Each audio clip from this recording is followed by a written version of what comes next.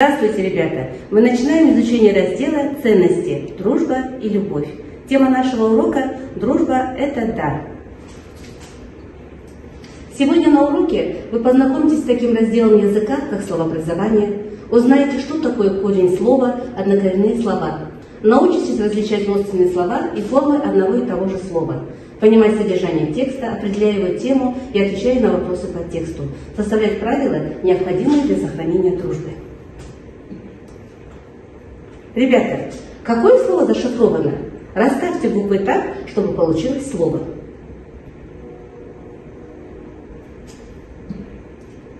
Правильно, слово «дружба». Ребята, мы сегодня будем говорить с вами о дружбе. Ребята, как называется словарь, в котором мы узнаем значение слова? Правильно, толковый. Давайте мы с вами познакомимся со значением слова «дружба».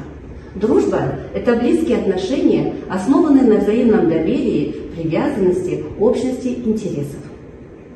Дружба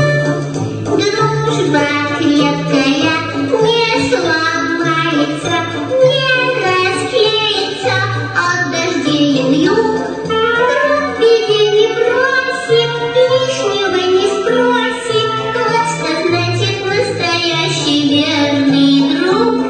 Ребята, вы посмотрели мультфильм, теперь перед вами рисунок и следующее задание. Назовите имена героев, что вы знаете о них, из какого они мультфильма. Правильно. Ребята, это герои из мультфильма «Чебурашка и крокодил Гена». Крокодил Гена и Чебурашка были настоящими друзьями. Что же их связывало? Правильно, они были настоящими друзьями, их связывает дружба и хорошие отношения. Ребята, мы начинаем изучение раздела словообразования. Что же такое словообразование? Словообразование – это раздел науки о языке, который изучает строение слов, то есть из каких частей состоят слова и способы их образования. Слово состоит из основы и окончания. В основу входят приставка, корень, суффикс. Приставка, корень, суффикс, окончания являются частями слова. Например, даны слова «сад», «садик», «садовник», «садовый», «посадка». Во всех данных словах общий корень «сад». Ребята, а что же такое корень? Давайте мы с вами познакомимся с определением слова «корень». Корень – это главное значимое часть слова, в которой заключено общее значение всех родственных слов. Например, лес, лесной, лесник, лесок – общий корень – лес. Это однокоренные, или иначе их называют родственные, слова с одним общим корнем лес. Ребята, а что же такое однокоренные слова? Однокоренные слова родственные. Это слова с одним и тем же корнем. Например, в словах сказка, сказочник, сказочный, сказать общий корень сказ. Эти слова являются однокоренными словами. Запомните, ребята, книга, книги, книги, книгой – это не родственные слова.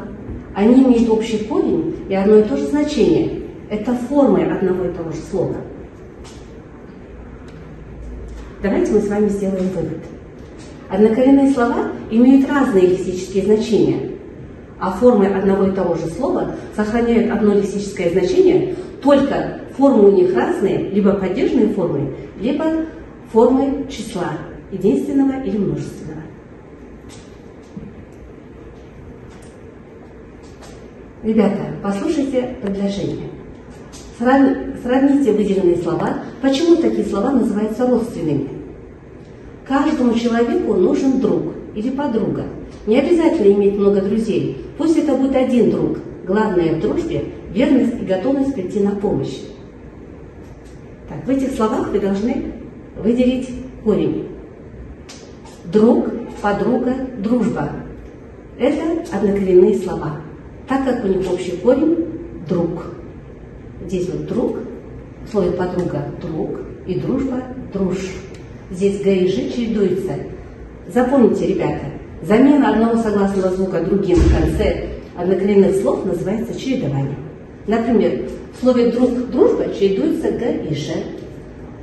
В слове «пух», «пушок» чередуются буквы «х» и «ш». Река, речка чередуются буквы «к» и «ч». В слове «палец» и «пальчик» чередуются буквы «ц» и «ч». Ребята, а сейчас мы с вами послушаем стихотворение «Дар» Юлии Белоусовой. Дружба – это дар. Дружба – это дар нам свыше. Дружба – это свет в окне. Друг всегда тебя услышит, он не бросит и в беде. Но не каждому дано знать, что дружба есть на свете, что с друзьями жить легко, веселее с ними вместе. Кто без друга прошагал по дороге жизни этой, тот не жил, существовал. Дружба – это мир планеты. А теперь, ребята, давайте поработаем над текстом. Давайте мы с вами определим тему текста, с чем сравнивается дружба. Правильно, ребята, в тексте говорится о дружбе. С чем же сравнивается дружба? Дружба – это дар нам свыше. Дружба – это свет в окне. Дружба – это мир планеты. А теперь, ребята, найдите строки из стихотворения, каким должен быть друг. Друг всегда тебя услышит, он не бросит и в беде. Правильно, ребята, молодцы. Следующее задание вы должны составить кластер. Подобрать прилагательные, характеризующие слово «дружба».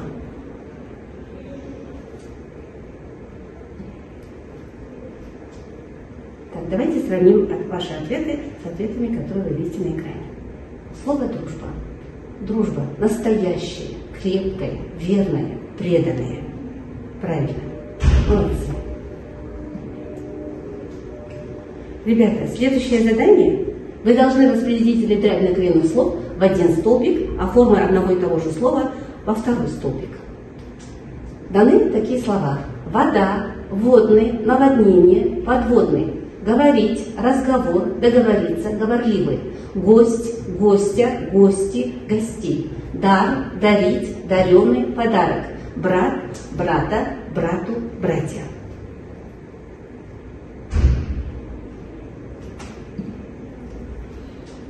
Сравните свои ответы с ответами, которые видите на экране. Однокоренные слова. В первом ряду вода, водный, наводнение, подводный. Общий корень – вод. Во втором ряду однокоренные слова. Говорить, разговор, договориться, говорливый. Общий корень – говор. И в третьем ряду однокоренные слова дар, дарить, даренный, подарок. С общим корнем – дар. А форма одного и того же слова – это в первом ряду слова гость, гостя, гости, гостей. Во втором ряду брат, брата, брату, братья. Молодцы. Ребята, послушайте сказку «Ежик и звездочка». В одном лесу жил ежик. Ты знаешь, какие они вечно бывают ежики? Они просто любят шуршать по ночам иголками в траве. А этот ежик по ночам любил мечтать. Иногда он это делал не один. У ежика была знакомая звезда. Это хорошо, когда у тебя есть с кем разделить свои мечты. К сожалению, они не могли часто видеться, иногда им мешали тучи. После разлуки ежик иногда говорил: «Звездочка, я так долго ждал тебя». «Ты же знаешь, насколько сильными иногда бывают обстоятельства», — говорила звезда. «Да, я знаю», — вздыхал ежик. А больше они не говорили ничего, они тихо мечтали. А когда приближалось утро, звезда говорила: «Мне пора». «Я буду ждать тебя», — говорил ежик. «Я знаю, что это опять будет очень долго, но я все равно буду ждать тебя. Возвращайся скорее». «Я вернусь, ты же знаешь», — говорила звезда.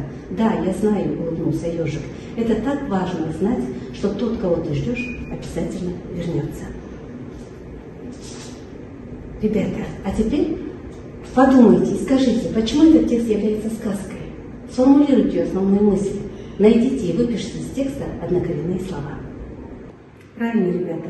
Текст является сказкой, потому что героями являются ежик и звезда. Они представлены, как люди дружат и разговаривают. Основная мысль – важно знать, что тот, кого ты ждешь, обязательно вернется. Однокоренные слова – звезда, звездочка. С одним общим корнем – звезд.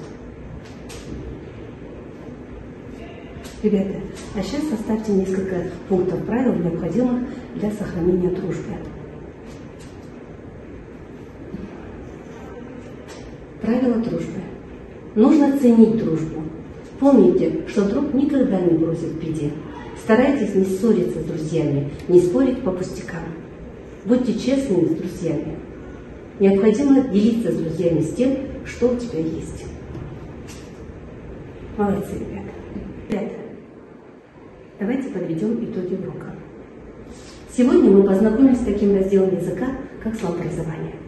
Узнали, что такое корень, однокоренные слова, формы одного и того же слова. Прочитали текст о дружбе и ответили на вопросы по тексту. И составили правила, необходимые для сохранения дружбы. Ребята, на этом наш урок окончен. До свидания.